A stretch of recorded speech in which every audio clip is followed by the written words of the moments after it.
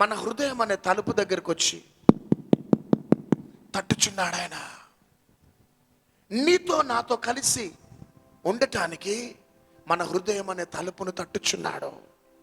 నా కుమారుడా, నీ బాల్య దినమందే, దుర్దినములు రాకముందే నీ బాల్య దినమందు నీ హృదయాన్ని నాకు ఇచ్చేసే. వై? బికాస్ హృదయం అన్నిటికంటే మోసకరమైనది. వై? బికాస్ మనుషులు పైరూపాన్ని చూస్తారు, దేవుడు హృదయాన్ని చూసే దేవుడు. కారణం, నీ ఆంతర్యంలో ఉన్న ప్రతి స్థితిని గమనించేవాడు. నీ అంతరంగంలో ఉన్న ప్రతిదీ ఆలోచన గ్రహించేవాడు దేవుడు. My son, give me your heart. నా కుమారుడా, నీ హృదయాన్ని నాకు ఇచ్చేసా అంటున్నాడు. రియలీ మనం ఎంతగానో కష్టపడుతుంటాం, ఎంతగానో ప్రయాసపడుతుంటాం. 21 దినాలంటే ఉపవాసం ఉంటాం, 40 దినాలంటే ఉపవాసం ఉంటాం, 50 దినాలంటే ఉపవాసం ఉంటాం, ప్రార్థనలు చేస్తాం, ఎన్నో ఎన్నో ఎన్నో కార్యక్రమాలలో ఇన్వాల్వ్ అవుతాం. కానీ చాలామంది జీవితాలలో అభివృద్ధి ఉండదు.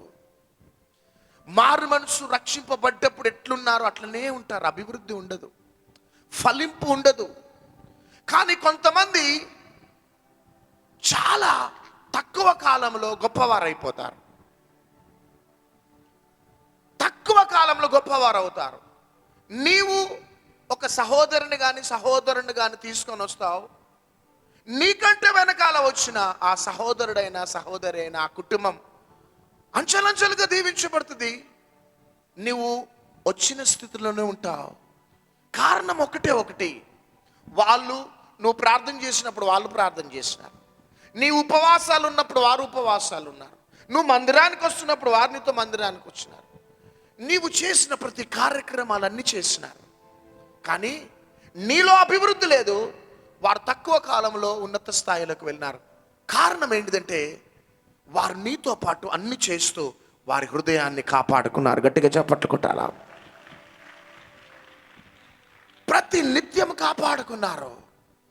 అందుకని వినండి ఒకసారి, నీ ఓటమి విజయానికి కారణం హృదయమే.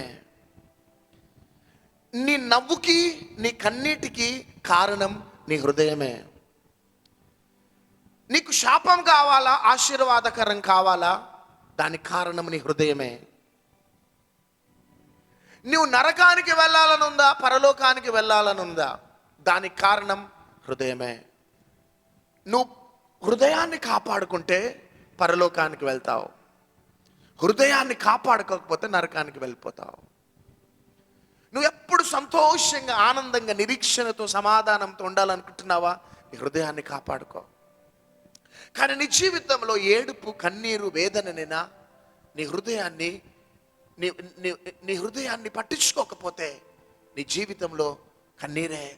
నీకు శాపం కావాలా ఆశీర్వాదం కావాలా, నీ హృదయం పైనే. నీ జీవితంలో ఓటమి కావాలా విజయం కావాలా, జస్ట్ ఫైనల్ ఫైనల్ ఫైనల్ హృదయం హృదయం హృదయం. దీంట్లోనే అన్నీ కూడా దాగి ఉన్నాయి. ఆమేన్.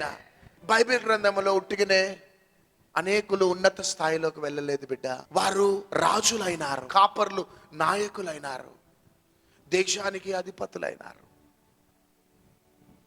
కానీ కడు పేదరికంలో కూడా వారి హృదయాన్ని కాపాడుకున్నారు. గమనించిన దేవుడు ఒక దినమున వారిని దేశానికి అధిపతులుగా బ్లెస్ చేసినాడు, కాపర్లను రాజులుగా బ్లెస్ చేసినాడు, కాపరులని నాయకులుగా బ్లెస్ చేసినాడు. విద్య లేని పామరులని జాలరులని ప్రపంచాన్ని గడగడలాడించే అభిషక్తులుగా లేపుకున్నాడు. అందుకనే మనుషులు పైరూపాన్ని చూస్తారు, దేవుడు హృదయాన్ని చూస్తాడు. మనం ఎన్ని ఆత్మలను సంపాదించినామా, మాలాంటి వారు ఎన్ని వర్తమానాలు ఇచ్చినారా, మీలాంటి వారు ఎన్ని వర్తమానాలు విన్నారా, ఎన్ని బుక్స్ కంప్లీట్ చేసుకున్నారా, పాటలు పాడిన వారు, వాయిద్యాలు వాయించిన వారు, సంఘాలు కట్టిన వారు, శిష్యులను తయారు చేసిన వారు, ఇవన్నీ ఒక భాగం. కానీ ఫైనల్గా దేవుడు ఒక జంక్షన్లోకి వచ్చేస్తాడు. అదేంటిదంటే హృదయం, హృదయం, హృదయం.